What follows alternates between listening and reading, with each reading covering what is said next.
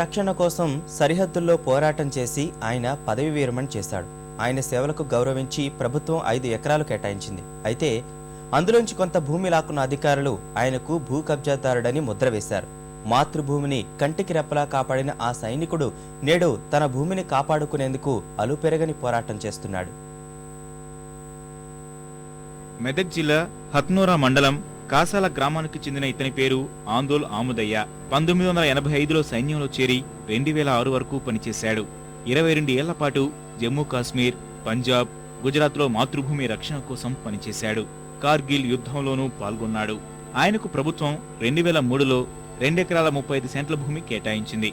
2005లో మరోసారి 2 ఎకరాల 5 సెంట్ల భూమిని ఇచ్చారు. 2 విడతల్లో ఇచ్చిన భూమికి 2007లో పట్టాదారు పాసు పుస్తకం ఇచ్చారు. రాళ్లు రప్పలతో నిండిన స్థలాన్ని పదవీ విరమణ తర్వాత వచ్చిన డబ్బుతో సాగుకు అనుకూలంగా మార్చుకున్నాడు. ఇదే సమయంలో హత్నూరా మండలం హెచ్ఎండిఏ పరిధిలోకి రావడంతో భూముల ధరలకు రెక్కలు వచ్చాయి.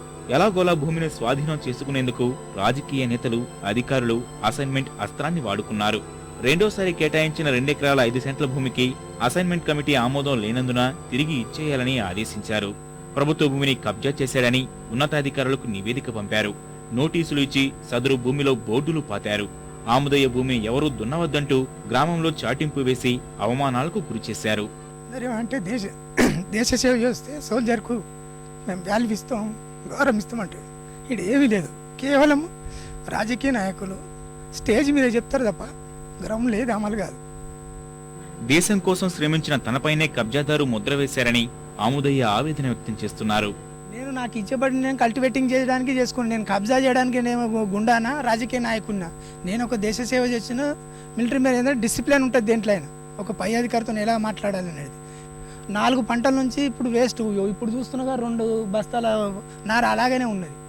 దొంగం ఎందుకు సార్? మాకు పానీ నకల్స్, పాస్బుక్స్, పేపర్స్ ఇవ్వకపోతే మేము ఈ ల్యాండ్ ఏ ఆధారం లేకుండా మేము కబ్జా చేస్తే మేము దొంగలం అవుతాం సార్. మాకు అన్ని ఆధారాలు ఇచ్చినాకల్లా, మాకు వచ్చిన డబ్బులు ఖర్చు పెట్టినాకల్లా మేము దొంగలం ఎలా అవుతాం సార్? అందుకే మాకు బాధగా ఉంది సార్.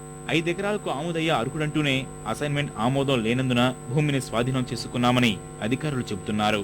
ఇది ఆముదయ్యది తప్పు కాదు, అది మండల్ లెవెల్ ప్రతిపాదించేది విఆర్ఓ నుంచి అక్కడ ప్రతిపాదించేది అప్పుడు ఉండే, అది చేయలేదు. ఇప్పుడు గవర్నమెంట్ మా కస్టడీలో ఉన్నప్పుడు మేము అతనికి రానియకుండా మేము చేసిన 1 ఇయర్ నుంచి వాస్తవం. అధికారుల వైఖరిపై తీవ్ర స్థాయిలో విమర్శలు వ్యక్తమవుతున్నాయి.